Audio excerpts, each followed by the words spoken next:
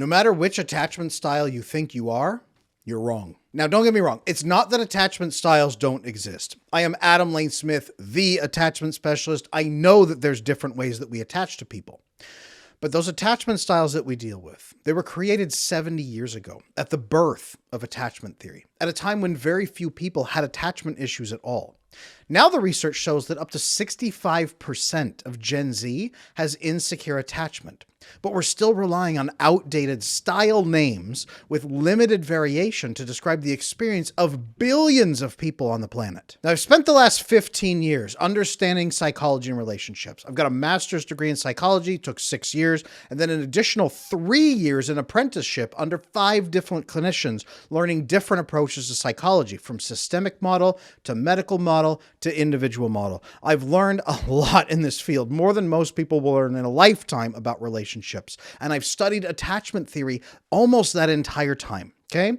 Attachment theory is the best vehicle we have for understanding the problems we're experiencing as a society, as families, and as individuals, even as organizations and companies. Attachment theory explains all of it, but it needs an update. That's why I am now updating attachment theory to better describe what people out there are experiencing and to help them find the best way forward toward building secure attachment. I am basing all of this not only on my 15 years in this field, not only on my credentials, not only on my degrees, but on my personal experience as a person who has endured attachment issues, overcome them, and then built systems to help thousands and thousands of other people overcome them. When people come to me and say, Adam, I don't think we can fix attachment, I laugh and then I'm sad because I know for a fact it is fixable if we only step forward and understand it. Attachment theory is the answer. I'm going to show you today exactly why. Now, for some of the work inside this video that you're going to watch today, I've been conferring with experts from all over the world. Dr. Sue Carter from the Kinsey Institute is a fascinating human being and one of the leading researchers in the world on oxytocin and vasopressin bonding. I recommend you check her out.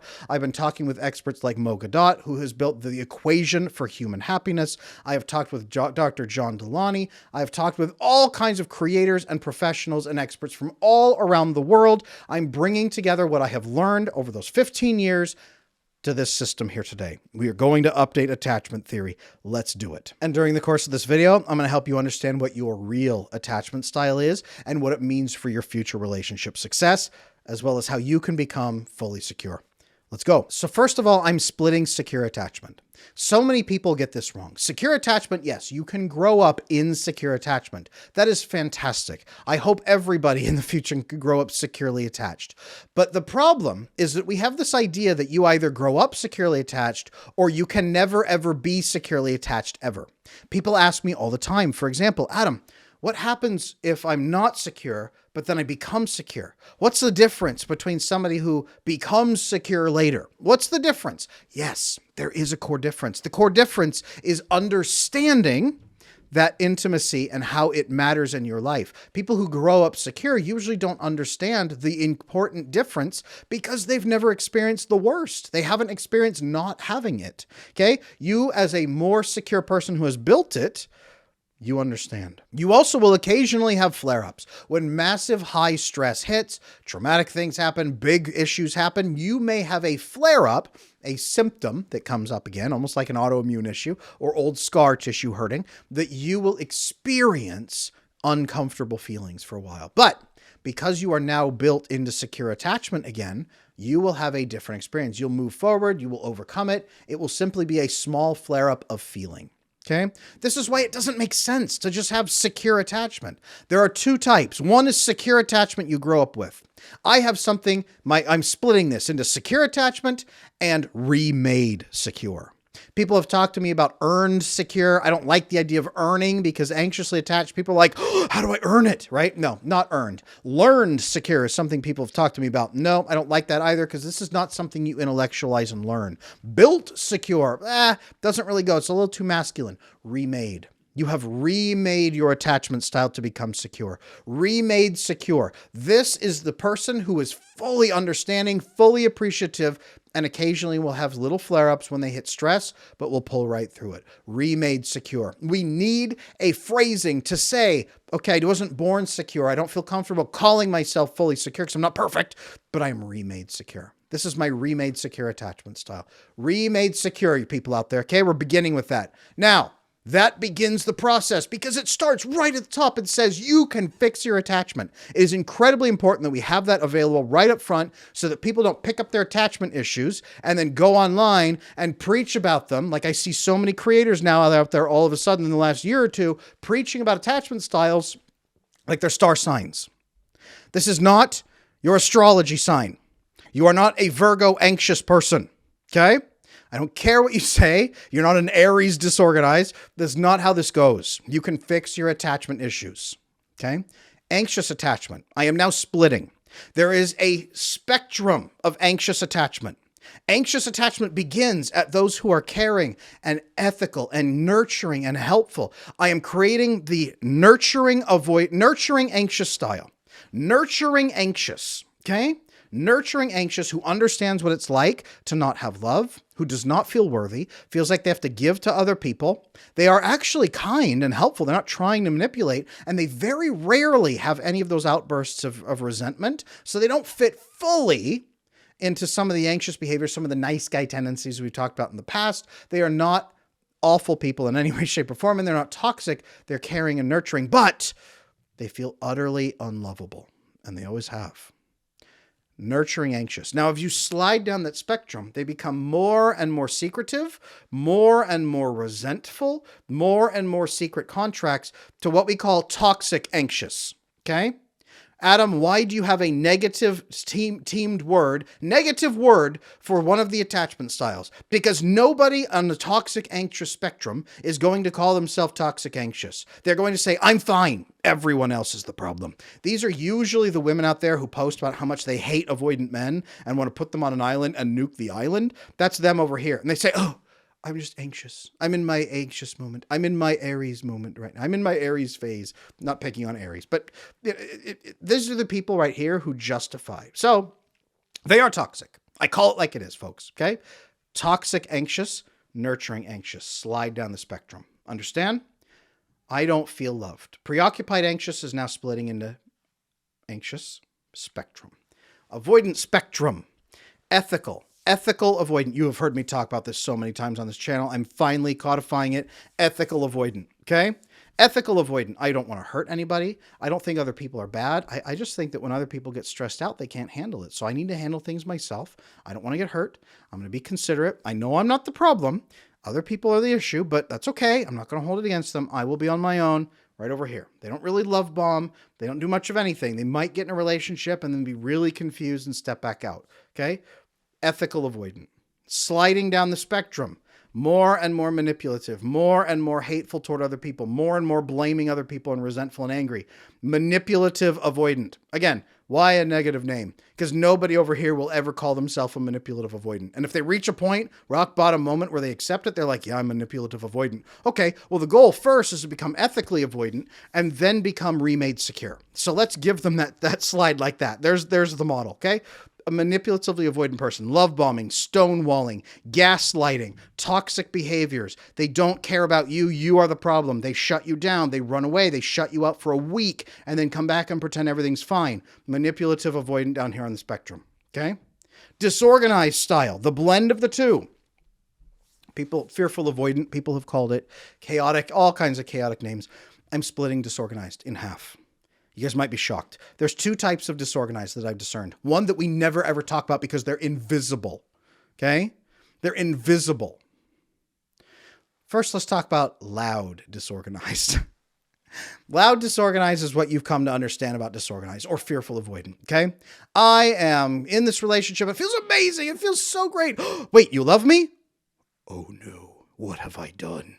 I'm going to ruin everything. You're going to discover I'm a fraud. I'm out of here. They roll out the window. Okay. Then they run off and they go, but now I feel lonely. What have I done? So they kick in the door. They set a fire and say, I'm here to rescue you from the fire. So they scoop you up and run out into the darkness and say, I'm saving you. And you're like, why did you do this? And they're like, why are you blaming me? How could you do this to me? And they dump you down. They take off running, right? It's like, this is the loud avoidant and the loud disorganized. And they don't mean to be this way. It is not. It is not malicious. It is based on constant fear. Okay. They are anxious on the outside but avoidant on the inside. Think of them that way. They are anxious and approval seeking, but the moment they get intimacy, nope. They lock up. They lock up. And the moment they get you back out, then they're anxious and they crave your approval and that intimacy again. They are oxytocin junkies. Okay, but they're terrified of it. Many of them do have an oxytocin phobic response. Very, very common, but again, not malicious, not usually. This is also not borderline personality disorder. It sounds like it in many ways. Some people call it quiet BPD. Other people call it, like baby BPD. It's not. This is disorganized attachment style. We're calling it loud disorganized. You're going to understand why here in a moment. Loud disorganized. I am loud disorganized. Sorry, guys. I'm a little bit loud. That's why. It's sometimes it can look like the worst pieces from toxic anxious and manipulative avoidant. Sometimes it can look like that. Okay. Or kind of pieced back and forth. It's extreme. The other one, quiet, disorganized. Nobody has heard about these people before. Okay. This is something I've been really working on lately. Something I'm just pulling out now. Quiet, disorganized are people who are avoidant on the outside with a tiny, invisible little core of anxious attachment on the inside that they don't usually really recognize. They just have a quiet little sense that they are not good, a quiet little attachment problem on the inside about themselves, but it's armored over continuously by avoidant behavior on the outside. They are quiet, they are ethical, they are caring. They are basically like the best versions of anxious and avoidant. They are ethically avoidant and nurturing anxious at the same time. They understand what it's like not to feel loved. They try to care for other people. They tend to attract manipulatively avoidant partners or loud, disorganized partners who are a lot more hurtful and chaotic in this regard. Not all of them, just the ones that they attract are more manipulative and chaotic, and they try to serve. They try to be caring, but they live alone. Many quiet, disorganized people don't actually come into my practice until they're about 45 to 65, sometimes even older. Many of them have lived full lives, no children. They've been through one or two marriages. It just simply didn't work. They don't blame anybody. They are the most accommodating people on earth, very calm, very self-regulating, but they just don't feel connected or fulfilled. Okay. And they have that quiet little version on the inside, that quiet little sliver that has low self-esteem. They think, well, maybe I'm not good enough. So they keep everybody out. But if anyone manages to crack that armor, then they flip to anxious on the inside and fairly approval seeking. More logical, but fairly approval seeking. Okay. Many people who have autistic features often fall into the quiet, disorganized camp, or sometimes the ethical avoidant camp. Very rarely do I see people with autistic features who fall more into the anxious spectrum. Generally speaking, sometimes that logical left shift on the brain seems to buffer them quite a bit, and they recognize that other people are not quite acting the way they probably should, but it's either ethical avoidant or sometimes quiet, disorganized if they've been a bit more hurt and a bit more bullied. That's typically what I see. Strangely, about probably 20 to 25% of my coaching clients often come in with autistic features, and that's cool. They understand systems. We work together. We make it work. So if you're out there, welcome. Glad you're here on this channel. I won't out you, but it's all good. Now, these breakdowns, they help us understand better. Number one, what versions of these attachment styles are destructive and which ones are not. When I post videos on this channel about the behavior that some anxious women have in relationships that are toxic, every anxious woman took it personally. It was like, how dare you do this? Well, wait a minute. I'm talking about the toxic, anxious individuals, and especially the way they're viewed by avoidant people. When we post videos about avoidant people, isn't it helpful to have manipulative avoidant versus ethical avoidant? One you can work with, and one will try to eat you alive, right? When we talk about fearful avoidant, isn't it great not to have an invisible population that simply is pushed aside and wanders away, quiet, disorganized, because they never find any information that matches what they feel? Loud, disorganized. Isn't it great to be seen, to have people actually want to talk to you and have you actually have answers, right? I'm here to assist. I'm here to help you guys. And I'm trying to make that easier for all of us. Now, Remade Secure. Isn't it better to have an option where we can say, you know what? I'm Remade Secure. And instantly, anyone who knows attachment theory, this update can know exactly what has happened. Great. That's fantastic. How did you do that? Where are you at in the process? How long has it been? Boom. Inside language for people who know attachment theory. There we go. Now, these new style names help us focus on solutions instead of saying the same. It's not, yeah, I'm anxious forever. It's, you know what? Right now, I'm nurturing anxious. I've recovered a lot from like toxic behaviors. Now I'm nurturing anxious and I'm headed toward Remade Secure. Great. That's fantastic. That's very abundantly clear. Okay? Very, very clear. Thank you for listening to this. I am updating attachment theory for the 21st century. I'm bringing us into an experiential understanding of this rather than a fixed understanding of a permanent style. Okay. Now to match this, I'm launching a variety of things. You saw my How to Love an Avoidant Man video course come out recently to help couples build intimate relationships. Previously, people said it's impossible to build something with a dismissive avoidant partner. But again, most avoidant people are not dismissive, are they? Needs an update. In addition to that, I'm launching a new experiential learning opportunity, like my attachment immersion retreat that I'm holding in Colorado later in October of this year. I'm going to bring a lot more information forward about that. It's going to be an intimate affair for maybe 25 to 30 people out in Colorado. Check out more information here on this channel. I'm going to bring you so much information. Drop down below in the description and read about that whole experience. I believe that attachment is something you must experience. You don't just learn about it. It's not learned secure. It's remade secure through action. Okay? Experiences and actions are what are going to carry the day. This retreat I'm launching is one of the very first things. Check out the description below. Learn more about the attachment immersion retreat coming soon. If you want to talk about attachment theory and really articulate what you're experiencing, you need better than the old 4 styles. Okay? Preoccupied, anxious, disorganized style, fearful avoidant, dismissive avoidant. Most ethical people are not dismissive at all. They're very attentive, in fact. These new 8 styles can help you explain not only what you're facing, but also what a partner might be doing or what other people in your life might have acted like. You know, I'm a very nurturing, anxious, but unfortunately, I've attracted a lot of manipulatively avoidant partners in my life. Instantly, that person gets a snapshot of your relationship dynamics. I'm anxious and I attract a lot of avoidant partners. Okay, well, how do you act in it? And well, like, what are they doing? Are they the good avoidant? Are they like, you know, more manipulative? What do they do? No, instant snapshot. Okay. When you use these 8 styles, you're going to be able to find your pathway forward more easily. If you're off on these sides of the spectrum, you slide down toward that middle and absolve and remove those negative features until you're the best features of both. Then you build and you create secure attachment, remade secure attachment, right? It's going to be great. I promise you it will be. If you haven't done this yet, you will find peace in the remade secure attachment style. But addressing the underlying challenge within each attachment style is also vital. The anxious side on this side has to address their self-loathing and their idea that other people dictate how you feel.